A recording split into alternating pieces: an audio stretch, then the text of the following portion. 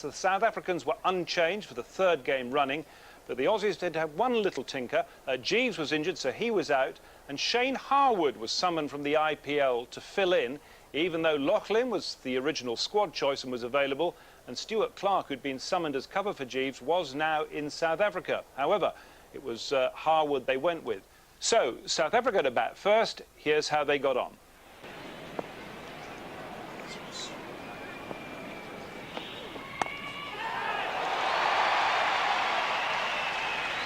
Unusual to see Graham Smith flashing at one in the first over. Well, there's that in swing again, and Herschel Gibbs is off the mark. There's a thickish inside edge through mid-wicket and picks up a couple.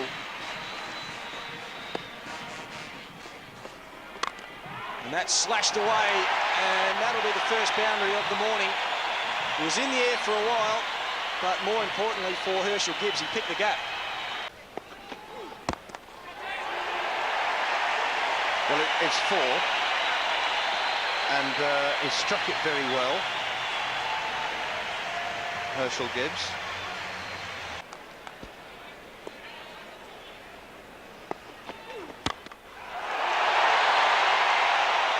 Well, that was a bit more like the elevation that Herschel Gibbs was thinking of earlier. He didn't really get hold of it, did he?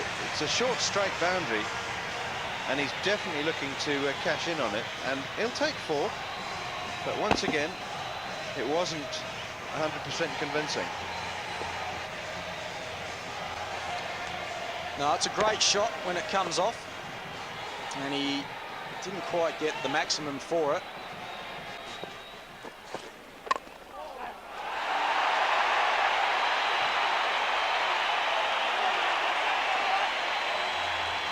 Seeing a few shots now, Murph. Guys are getting used to the pace. Australia needs some wickets desperately. Faster, but it's just a bit slower than I thought it would be. Oh, it's a cracking one. I tell you what, he's using Mitchell Johnson's pace here to get the ball away. He's playing some shots, and he's got that on the up. Squirted it square for four. That's a good shot, Murph.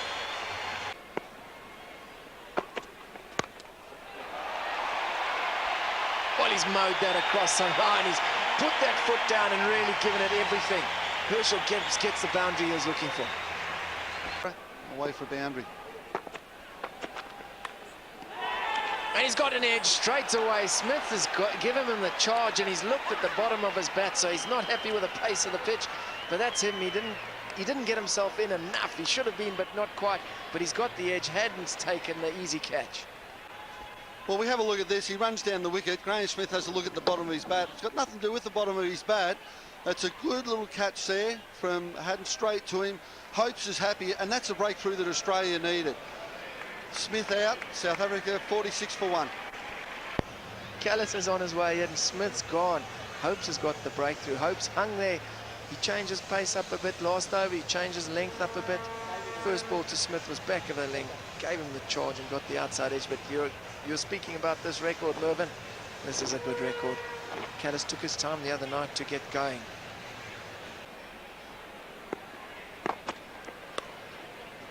Oh, Gibbs played this well down to third man. A slower ball, he just opens the face and gets it down there.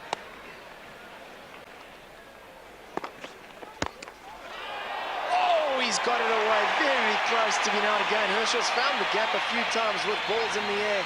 And this time he finds it again, and it's a wonderful strike through extra cover or wide mid-off for four. Ferguson's quick, but wasn't able to get there. Down the wicket, and Hopes just... Hopes had a little bit of hope there for a second, and then a lot of despair as it just went over and out of reach of Ferguson and away for boundary four. Herschel Gibbs is looking in much better form at the moment. He started off looking a little shaky and was trying to force the pace a little bit. Now he's looking a lot more comfortable at the crease, more balanced.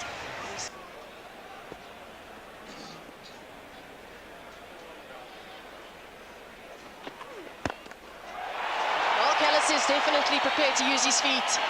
They decided to put the keeper back, and he's prepared to use his feet. That's a magnificent blow by Jacques Callis, the first 6 of the innings.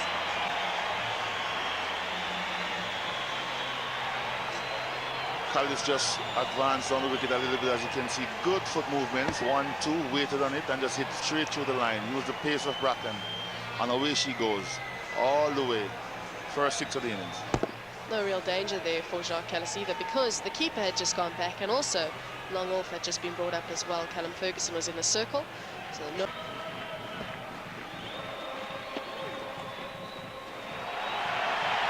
But also is going to ask questions of the bowler, and this time he just gets it a little bit too straight, and Jacques Callis is able to work it around the corner.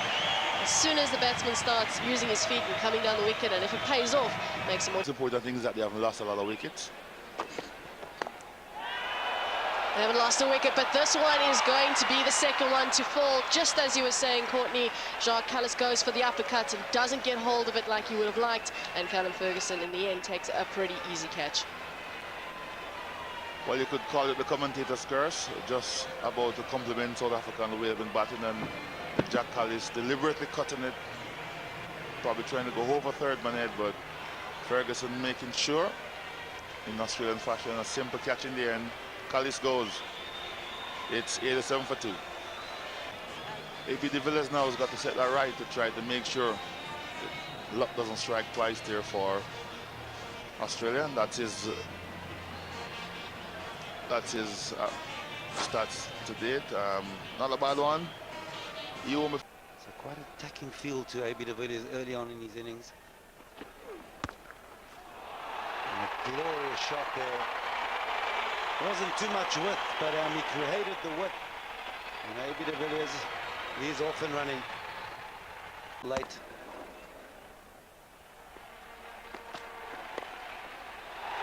And that'll bring up Herschel Gibbs, half century. He's 37th in one-day internationals. Has to go with 20 centuries. So Herschel Gibbs.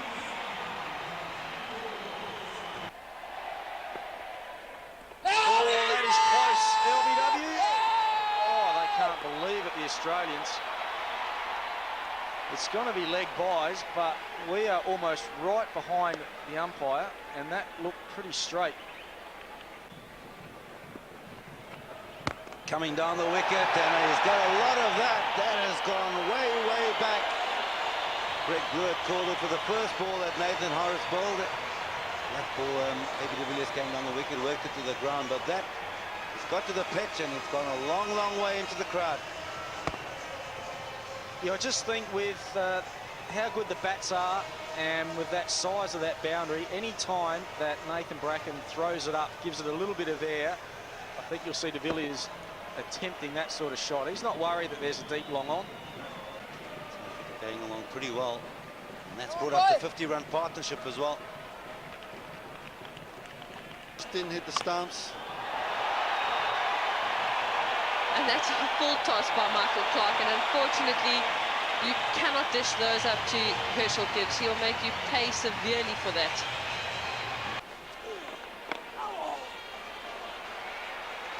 Little shimmy, and Gibbs get away with a 4, running it down.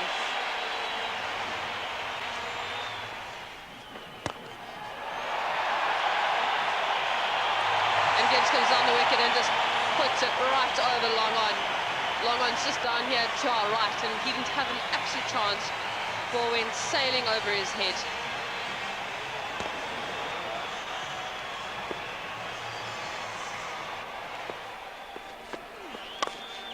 Oh!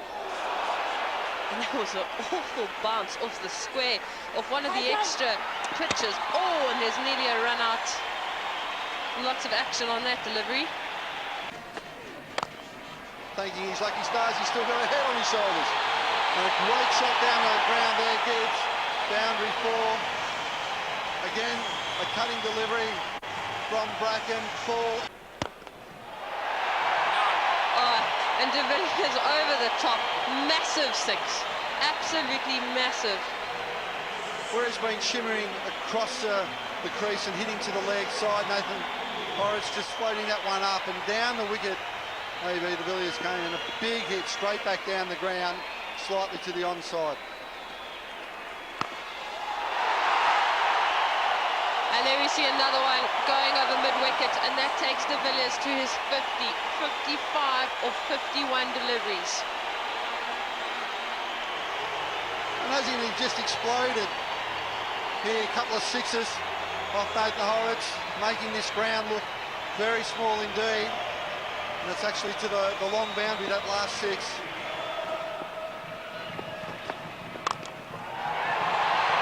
Gibbs has just been superb in his innings.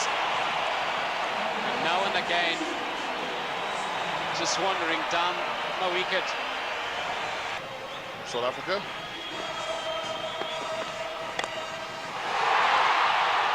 Here will get drawn for two. Which is deservingly so, his 21st one-day international century. Applause all around.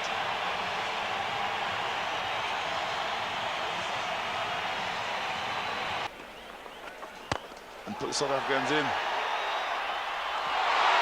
Oh, this one. It was a difficult one for Callum Ferguson also.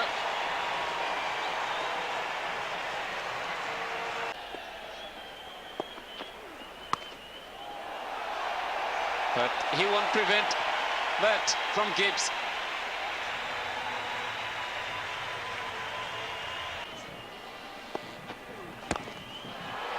Oh, this one. It will, in fact, got into the clutches of Michael Clark. Well, Bracken has done the job that Ricky Ponting wanted. He has got the wicket. Then he did the wicket badly. He brought back his most experienced bowler, one of his most experienced bowlers. And Bracken has done the job. There you can see Gibbs being done for pace or lack of it. And Michael Clark making no mistake this time. And that's the end of Gibbs. He'll be pretty pleased with his 100, but disappointed in getting out. There you see him being celebrated by Ntini. They have promoted Markle. Albeit to high up.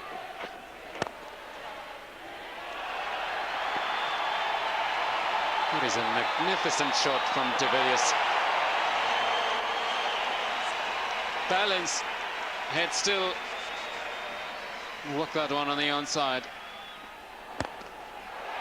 The walk just out across off stump and whip it away on the onside.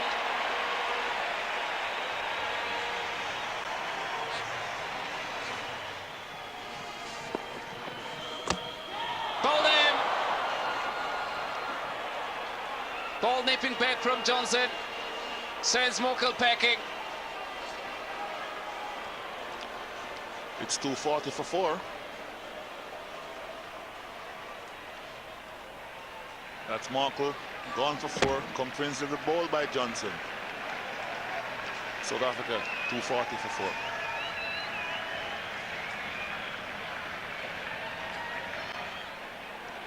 Boucher, who's a non-striker. That's his strike rate, and he's got 100 as well, with 26 50s. And de Villiers is in, just walking inside and helping it. There's no fine leg. It's 4 runs.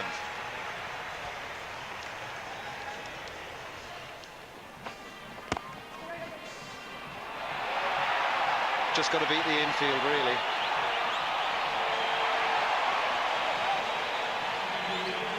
Only 2 men on the boundary, very hard to defend. That's gone straight up in the air. A long way. Good catch. Well done, Callum Ferguson. Well, Mitchell Johnson's got a plan. I mean, he is the one who has to bowl the ball, and Ricky Ponting sets the field according to how Mitchell Johnson reckons he can bowl it. 252 for 5. Well, de Villiers is furious. I think more so that he hasn't got to 3 figures, but he can be extremely proud of himself. That was a tremendous innings again. He is in great form. 84 off only 74 deliveries. 252 for 5. Just a fantastic temperament. JP Duminy is one of those guys who just never looks flustered. I'm sure internally he'd be nervous, but certainly on the outside he seems extremely composed and calm.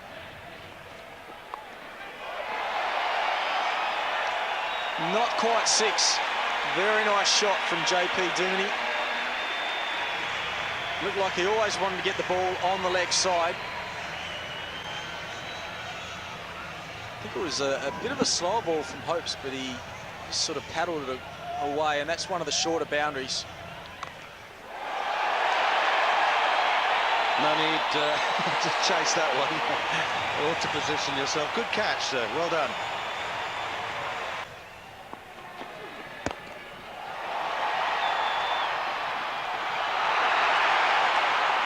Mitchell Johnson saves a couple. Put the catch down, but it's about runs really now.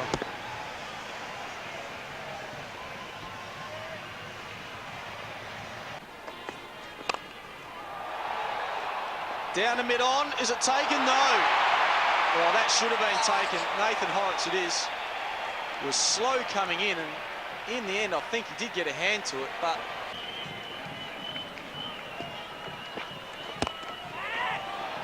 Oh, and he's beaten mid-off. That's a good shot from Boucher. There's a slow ball from Mitchell Johnson, and mid-off had just come inside the circle, and it was hit too powerfully for Clark. Dived away to his right. Couldn't get anything on it. Well, Michael Clark. Oh, that's a length delivery, and that's gone as well. So Boucher has shown it in the past that he can be damaging towards the end of an innings. That's exactly what he's doing as we speak. It's a little bit better, still not quite right. And another boundary that was hit with great power. This is a good little flurry here from South Africa. Well, another boundary off the final delivery, and it will be that big over that Australia have guarded against so well. 14 off it now. Another boundary, it becomes 18, and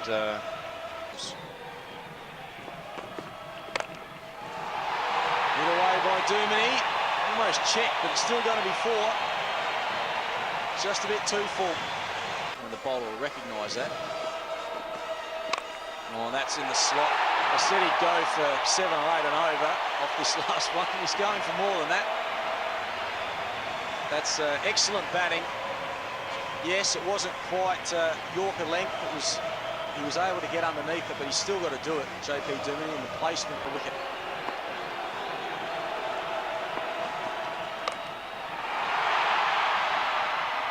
good catch. That's a top way for Australia to finish the innings. Mike Hussey diving pretty much full length, and he's done superbly. Hit it pretty well, JP Duminy. Look at this. That's a wonderful catch from Mike Hussey. And a few congratulations for not only for Hussey but for Harwood, and some applause, close to a standing ovation for JP Duminy as he makes his way off the field. That is Albie Morkel-esque. 40 from 25 deliveries and 317 for 6. 318 for Australia to win and to stay.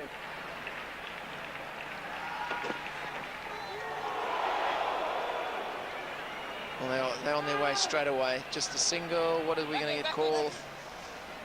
It's a wide. So pick up 2 runs, first delivery.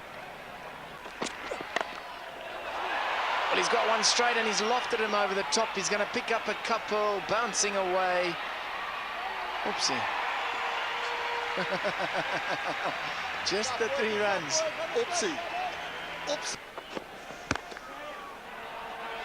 Well, he got that one. He stood up on that and punched it through the gap for 4. Fantastic shot. He looks like he means business today. My goodness me, what a shot by Brad Haddon. We saw Herschel Gibbs go down. He went down long on a few times in the air, but Haddon here has just nudged this down long off for 4. They did. It was real positive. Outside edge, and he's got it. It's got it away. It's a short boundary down here to third man, which is really close to us, and it's a start Australia wanted. They're getting themselves into a bit of a groove. Down to third man for 1. Oh, it's a good shot. He's got him over point. He's walked down the wicket and he's only had to get those 50 metres, and that's all that boundary is. Pops it over the top. He gets a bit of width. Well, he makes himself some width. Puts it away for four, does Brad Haddin. Dangerous batsman. Just dropping short and a little bit wide, where Michael Clarke tried to hit that one early in the over down the ground, and a little bit of bounce got him. Brad Haddin strong on the offside, just getting over the top of point there. And no. And that's all he has to do. Hang around and he'll pick up some boundaries. A clean strike of the ball. Gifted player, can score anywhere around the ground. It's 41 without loss after 8 overs. Even if it's not that dangerous, as long as you have wickets in hand, you still have to remain calm and be selective like that. That's good placement there from Haddin. He knew that the man was up in the circle. Albie Morkel was up there, and he's been able to pick the gap quite nicely. That's an excellent shot by Brad Haddin. He's just picked it off his pads beautifully. Magnificent timing. He's an excellent timer of the ball, and he hits it very cleanly.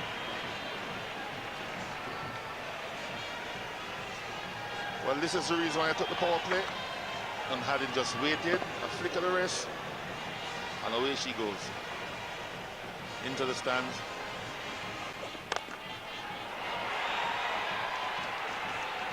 He has hit it well. That's 4 runs. Collis, strong shoulders, trying to break this partnership. That's very well played by Brad Haddin. Yet again, he's just picking his gaps at the moment, and he's making it look so easy out there. And he seems to be judging the pace of the pitch pretty well. It's comfortable. This time there is a third man in place, and he'll run around and attempt at stopping that one, but he just can't get there quick enough. And that's the second boundary in the same area for Australia. That's a fine shot. That's a terrific blow from Brad Haddin. Little short arm jab, bottom hand, punch it over mid-wicket all the way for 6, and it brings up his 50. Just what Australia needed. Oh, and he's gone again, and this has gone all the way as well. There's a fielder out there, but he just turns and looks and sees how far it's gone back into the crowd. So Haddin is going after the spinner. This is an excellent little innings.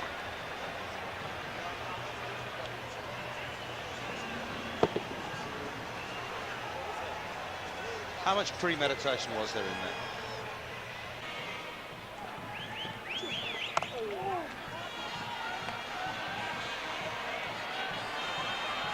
That's nearly 4. Behind the foot. It's up now.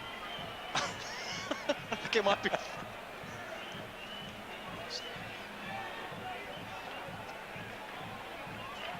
He's given it 4. That's a very good shot indeed.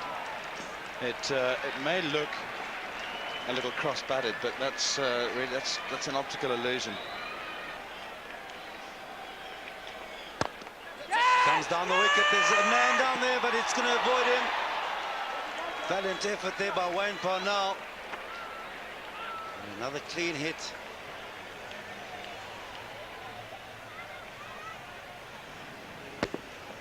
Just having a look at this, waiting for confirmation of 4 or 6 here. It's a 6. It's hit the padding on the full. So umpire De Soka should be calling that boundary 6. Once again he goes. Parnell's on with, and he's got it. Walker's got the breakthrough. And Haddin's bright, entertaining innings comes to an end. A couple of balls before it was to Parnell's left. That time he made no mistake.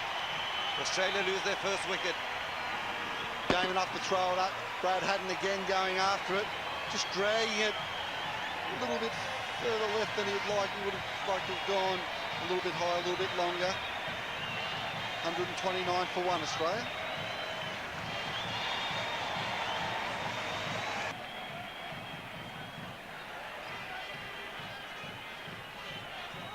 And what a foundation it has been for Ricky Ponting. and have a look at those stats. 314 matches, 11,000 runs, average of 42.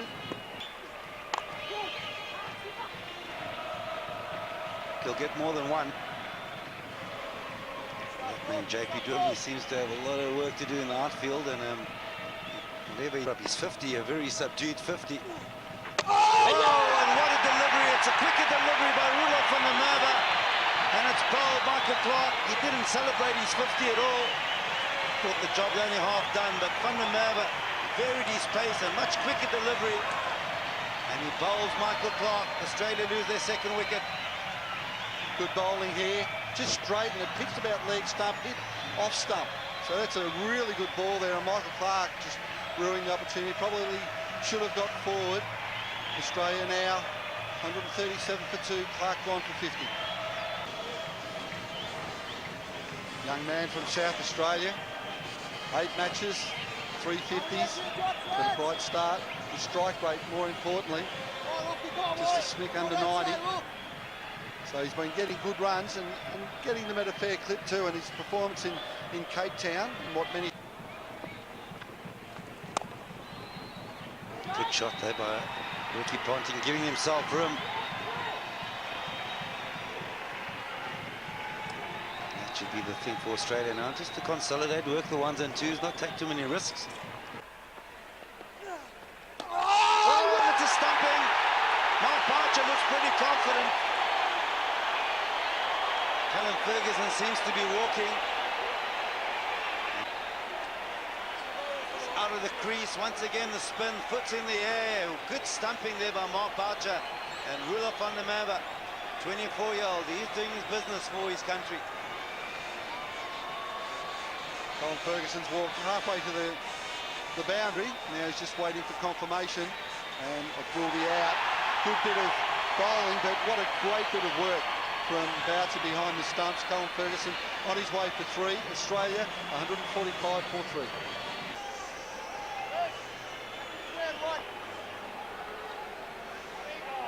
Everyone says he's going through a bit of a lean patch, but he's still averaging over 50 in Test and one-day cricket. 200s, best of 109, and a healthy strike rate of 86. Oh, that's a good shot, and that's out. Mike Hussey caught on the crease, and once again Rudolph van der Merwe, a quicker delivery. He picked up 3 in Cape Town. He's already picked up 3 in Port Elizabeth. Good bit of bowling this. Then just mixing his pace up. Hussey back and looking to work it to the leg side. And a combination of being right back, and we have a look at this. Right back. And a big shout there from Boucher. We have a look at Hawkeye. And just sort of skidded on, and it's going to hit middle and leg. So Mike Hussey goes for 2. Australia 151 for 4. Boy brought up in down the Gippsland region of Victoria. Just a hustler and a bustler. Had a fair bit of nasty about him too.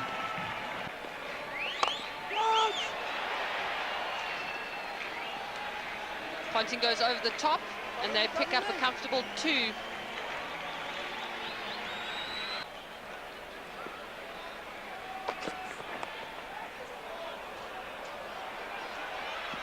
And that's gone down to the third man boundary for 4. Did catch the outside edge, possibly... Partnership.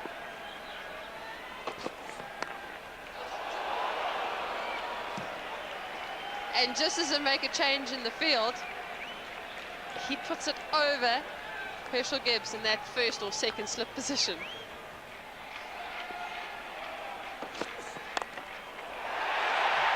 That's gone straight up in the air. There are 3 men converging, and well taken by the bowler, Dale Steyn. Great catch, great catch. There were 3 men going onto that.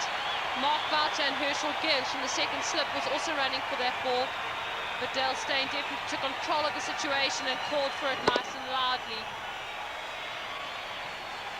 Obviously called for it pretty early. Gibbs and Boucher was going as well, but they stopped, and he did the right thing. He was the safest person to get to it the quickest. Simple catch in the end. Caught on ball. And Hussey's gone for 20. It's 188 for 5. James Hopes walked in. And they crossed with that, so he's on the non-striker's end. Ricky Ponting starting to swing a little bit harder now. He knows that that run rate's now over 10 runs per over. It's time to really...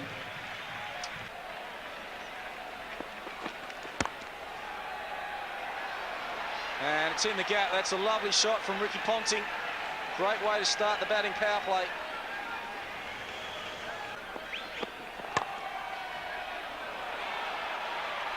There's another 4. Once again, full outside of. Well, I think Ricky Ponting knows exactly where he's going to bowl it. With that field, that's the only thing he can do, really. Maybe he can vary his length a little bit, but that's about the line he's got to bowl with this field. So Ricky Ponting basically knows where it's going to go, and on both occasions, he's been able to... Being shifted on the onside. Once again, Ponting is not going to be stopped. With a cracking shot on the offside once again. Gone back and fine leg inside the circle. A little walk. And results 4. And that's his 50. The 67th in the ODI. Minutes with all the field changes.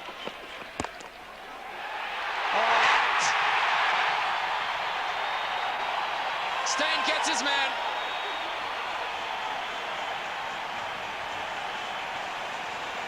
And the danger man, Ponting. You feel if he was to take Australia to the ropes, then it had to be him, but he's gone.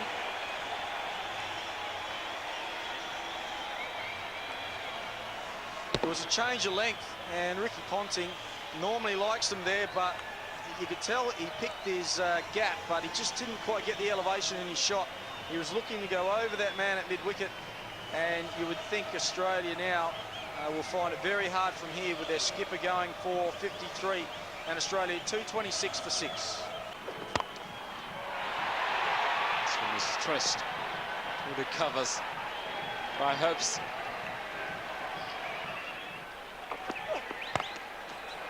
It's hit away from Hopes. And it's going to be a boundary. That is very well struck. Good finish to the over for the Australians. 12 runs off, 243 for 6.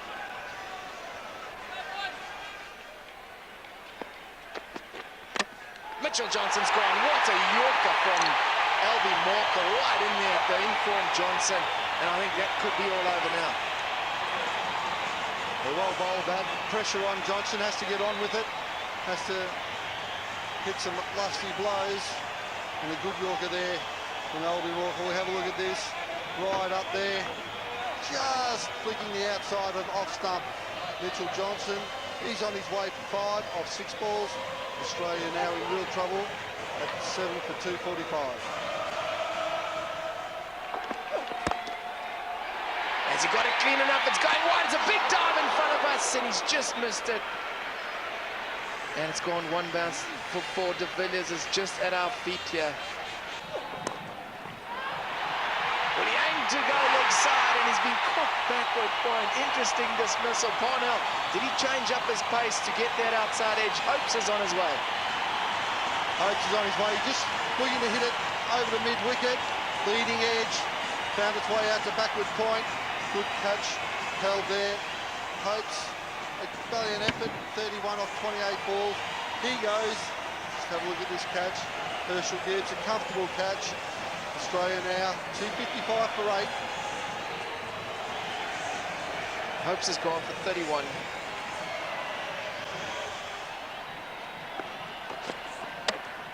Got him! Stein picks up another wicket. He picks up his second wicket. His third wicket, that is. Horrocks giving himself room, but he just ends up just getting the stumps smashed. The bails are gone. He's on his way. Australia lose their 9th wicket. Well, not much more he can do here. He's got to go after the runs. Just giving himself a little bit of room, trying to dab it down behind point. Nathan Horowitz on his way. He's out for 3. Australia now 256 for 9.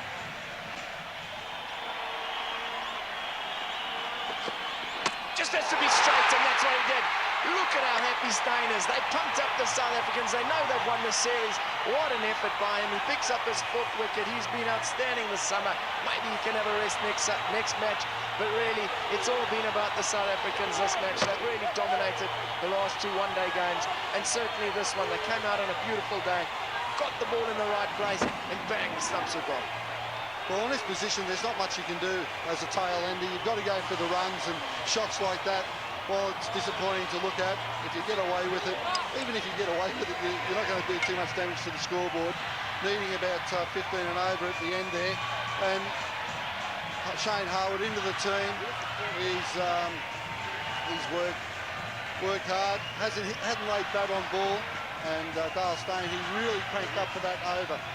And South Africa 317 for 6. Australia in reply 256 all out to give South Africa the game by 61 runs and the series by 3 games to 1 with 1 to play. And with just 1 match to go on the tour, this summary of the last few months shows that South Africa, after the disappointment of the Test defeats, have come back strongly and are well placed to finish their summer on a real high.